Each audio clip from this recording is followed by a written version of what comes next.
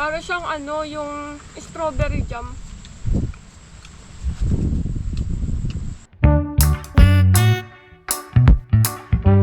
Hello po mga kamanang. Ang gagawin po natin ngayon sa aking vlog ay tayo po'y mangunguha ng mulberry.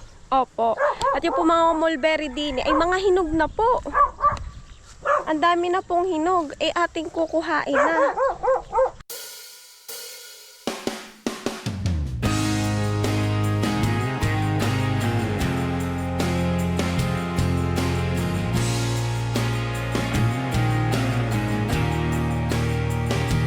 Bago pala ako mag-start,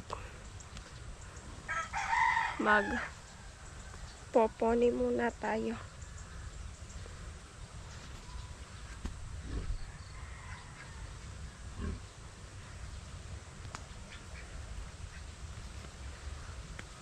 Yan.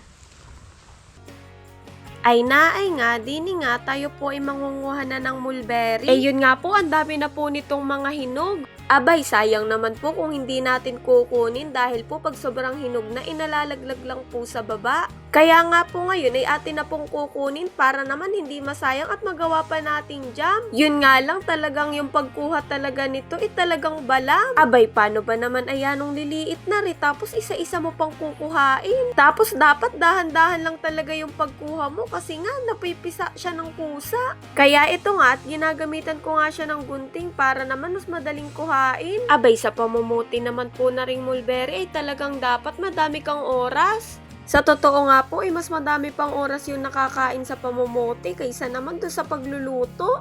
Abay, pero sabi nga kapag may tiyaga, may nilaga.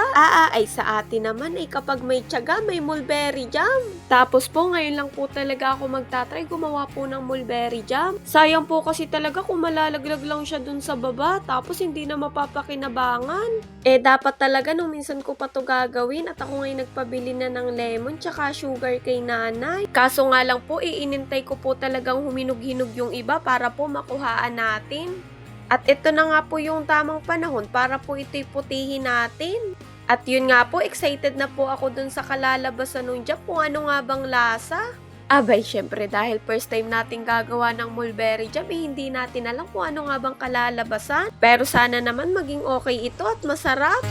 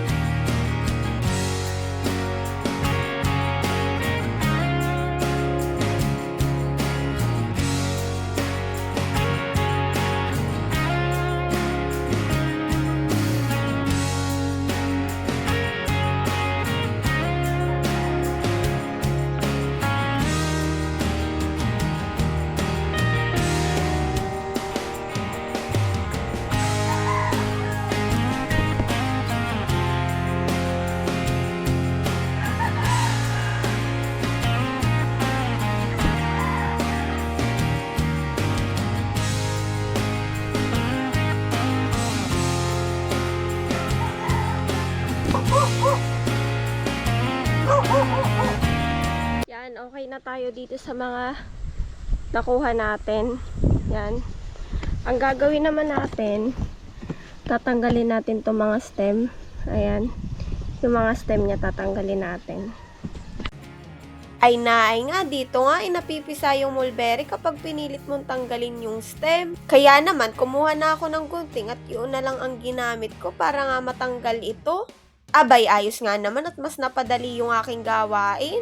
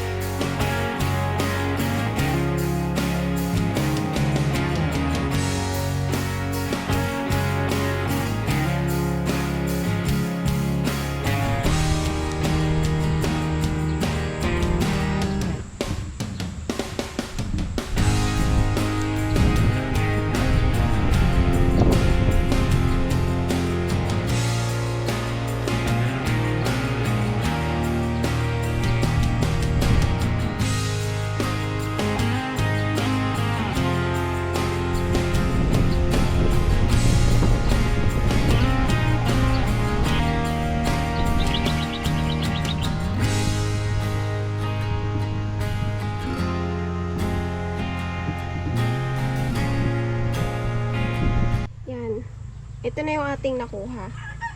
Ito na. Yan. Bali, nandito po tayo sa kubo ni Kuya Kalayas. Kaso nga po, wala si Kuya Kalayas. Tapos walang magbubukas na rin. Ito po yung mabigat. Kaya, dito na lang po. Hayaan na lang po natin. Mahalaga po yung makapagluto tayo nitong jam. Yan. Tanggal na yung mga stem nito. Ang gagawin naman ay huhugasan. Siya nga pala, ito yung hugasan ng may asin. Hugasan natin ng may asin para matanggal yung mga insect-insect na nandito. Ay nga po at hugasan po natin itong mulberry na may asin. Kaso wala na po palang asin si Kuya Kalayas, kaya naman akin na lang sinaid ito at pwede na rin naman. Mahalaga po yung asin para po matanggal-tanggal po ba yung mga insekto na naandin. Tapos yan nga po at kumuha po ako ng mas malaking lagayan para po mas maayos nating mahugasan itong mga to.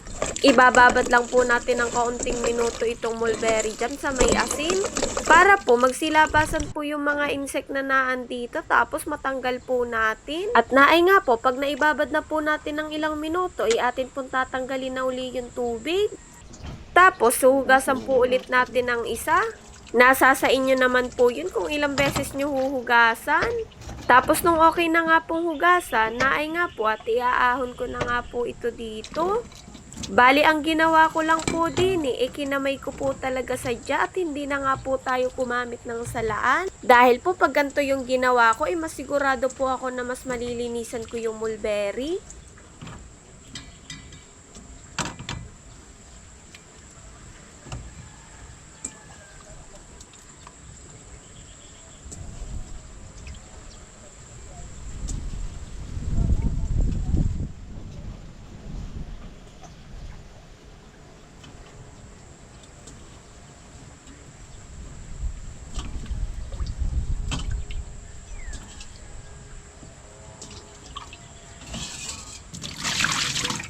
Hugasan itong kawali.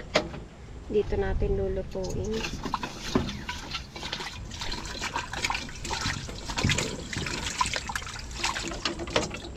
Gagawa na tayo. Meron ako dito sugar, tapos lemon, tapos yung mixing bowl natin, tapos ito.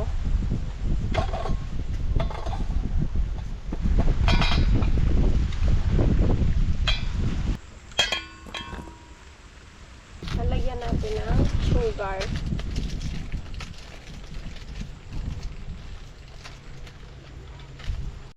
Dapat po talaga puti po sana yung aking gagamiting sugar dito. Kaso nga laang po ay wala na pong mabilhan, kaya ito pong sugar na ari ay pwede na din naman po. Naay nga, dini nga nagtatansya nga ako kung gaano kadaming asukal yung gagamitin ko. Bali ito pong asukal na nabili ko, yan po ay 1/4 na yung timbang. Tapos yan nga po at akin lang pong mini-mix yung sugar dun sa may mulberry. Ito pong mulberry, kusa po talagang kakatas, kaya po ito po hindi na kailangan lagyan ng tubig. Tansyahin nyo na lang kung gaano kadaming asukal yung gagawin nyo. Kasi first time ko lang din talaga manggagawa. Tapos, lemon.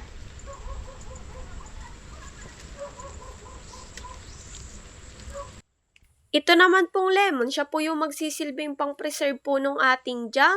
At syempre po, dagdag flavor na din po dito. Ay naay nga po, bali po yung isang buong lemon ay ginamit ko na po. Tapos yung sugar nga naman kakaunti na, kaya naman gagamitin ko na din ito dahil wala na nga po ako paggagamitan. Ay naay nga po at ito po ay ating hahaluin laang. Hanggang po sa kumatas na po yung mulberry. Yan no. Ayan no. Kusa siyang nagkakatas. Kaya hindi na to kailangan lagyan ng tubig. Tapos itong sugar, wala na naman ang pagkagamitan. Ilalahat ko na din.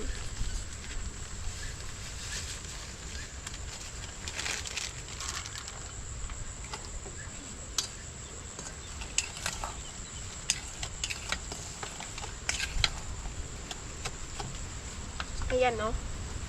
Tapos, after nito, pakukuluan na natin. Kapag okay na, sasalang na natin to. Ito na bali yung ating jam. Pakukuluan na lang. Yan.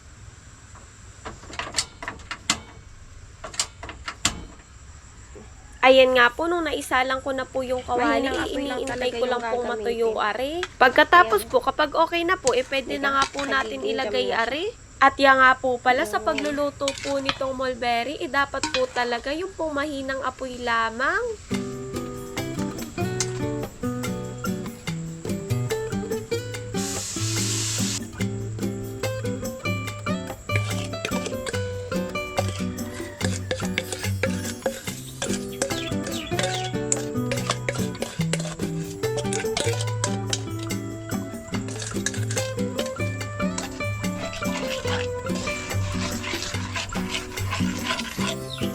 Kapag po nailagay na natin sa kawali, abay dapat po dire-diretso lang po yung paghahalo natin. Para nga po hindi siya masunog. Yung po panggagawa ng mulberry jam ay dapat po alaga sa halo. Tsaka yun nga po pala, dapat po talaga yung pagluluto nito hindi po yung sobrang kulong-kulo. Dapat po yung katamtaman laang dahil nga po yung ganto po ay titikas pag po nasobrahan.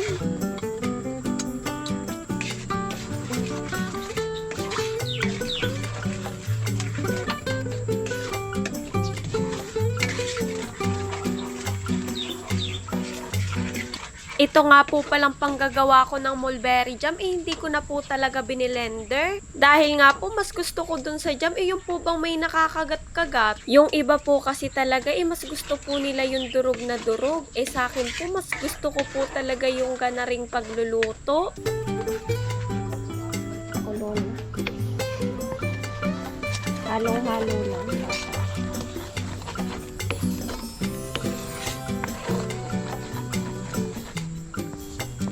Naay po at medyo pinipisa-pisa ko pa po itong mulberry para po mas lalong lumabas yung katas niya. Basta po sa ganito po, kapag nakakulo na po ng isa, ay wag na po masyadong patagalin. Tapos okay na po at pwede na po iyong ahunin. Dati po kasi nagtry po akong gumawa ng bayabas jam. Kaso napasobra naman po masyado yung kulo, kaya nung pong hindi na siya mainit, tumigas po. Ngayon nga po, dito po sa panggagawa ko na rin jam, di alam ko na po yung technique para po hindi siya manigas.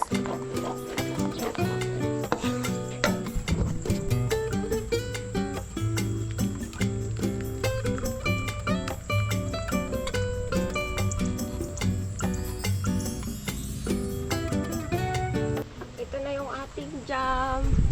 Yan. Titikman naman natin. Ite-taste test natin. Tapos meron ako ditong monay.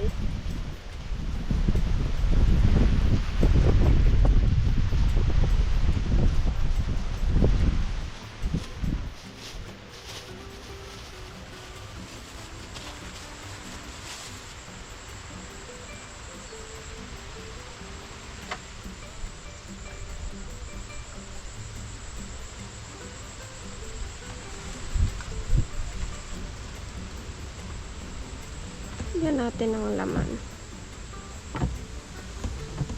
Ayun. Wow.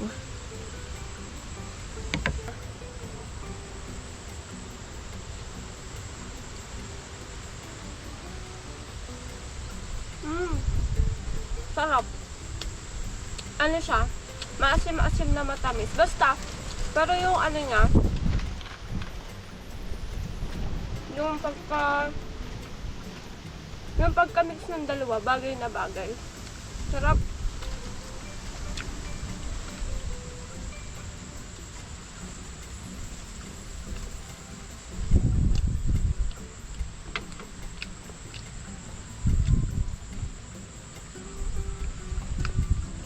Para siyang ano, yung strawberry jam.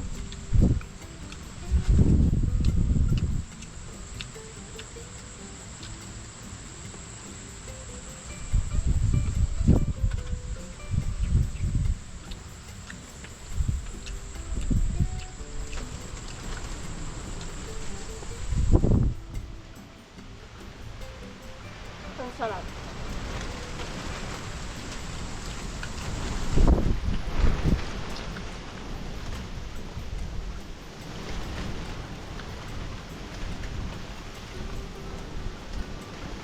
Tapos sakto lang yung asukal kasi di ba nilahat ko na. Sakto lang dun sa nakuha ko. Sakto lang yung pagkakatamis niya. Bali, ito'y ibibigay natin kay Lula. Ang sarap.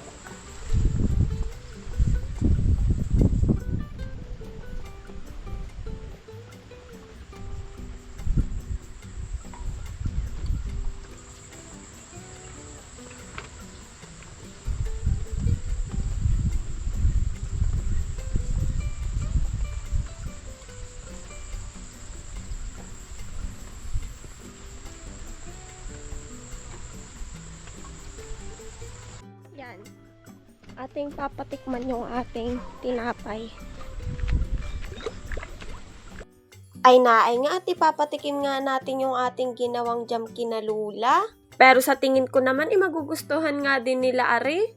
Hindi ko nga din expect yung magiging lasa nito nung ginagawa ko pala. Pero nung natikman ko na, talagang nagulat ako dahil masarap nga. Basta para lang siyang strawberry jam. Halos hindi sila nagkakalayo ng lasa. Nanay, tikman mo. Ano ito? Yung May ano? palaman niyang ano, Sige. yung jam. Gawa ko. Sarap. Sarap. Lola, oh. Ngayon. Lola, ako yung Ikaw ba, nakakain baby? na eh. Sarap ah. Masarap. Oo. Kay Kuya Ison na rin isa. Kuya Ison, no? Tikman mo. Ano pala yan? Yung mulberry. Sakop. Sarap ano? Mm. Parang strawberry. Oo. Sayang. Sarap. Tapos mo ba? Parang strawberry jam ano? Wala pang iba. Halos. Kaya nga. Yan ang dami oh. Pagkabit mo naman ka. Kanina, digat ako yung nanguha pa. Pagkadami. Kulang-kulang isang bao yung nakuha ko kanina eh. Oo. Dami pa oh. Kaya nga, Kuhanin mo. Ay. sa susunod uli. Na halos nakuha ko na yun doon sa tabing ano. Pagkagama. Mayroon pa doon akong pating Mga yung kabog pang lang. uwi mamaya. Mga kabog. May jam pa yun. Sarap. Para strawberry na naman kami. Saktong-sakto lang yung asim tsaka yung tamis ano. 1/4 taso ko lang yung gamit ko diyan. Dami pa oh. Ayan nga po at nagustuhan nga po nila yung aking nilutong jam. Ay talaga naman pong masarap ay. Sinabi nga din po ni Kuya ka best friend na baka daw po hindi ma-preserve yung jam. Tapos sabi ko naman po, inilagyan ko nga nung lemon at yun nga po yung magsisilbing pang preserve. Abay, dun sa aking niluto, meron pa ngang natira. Di kami may maiuwi pa sa bahay. Abay, ayos naman at sulit na sulit ay. Sulit na sulit naman ang nagastos ko at hindi naman mahal. Bali, nagastos ko diyan ay yung lemon tsaka yung pinangbiling asukal. Abay, ayos naman at sulit na sulit nga. Tapos nasarapan nga din sila. Ayos ano? Salamat din eh. Oo. Yun po, hanggang dito na lang po ang aking vlog. Salamat po sa inyong panonood. Bye-bye!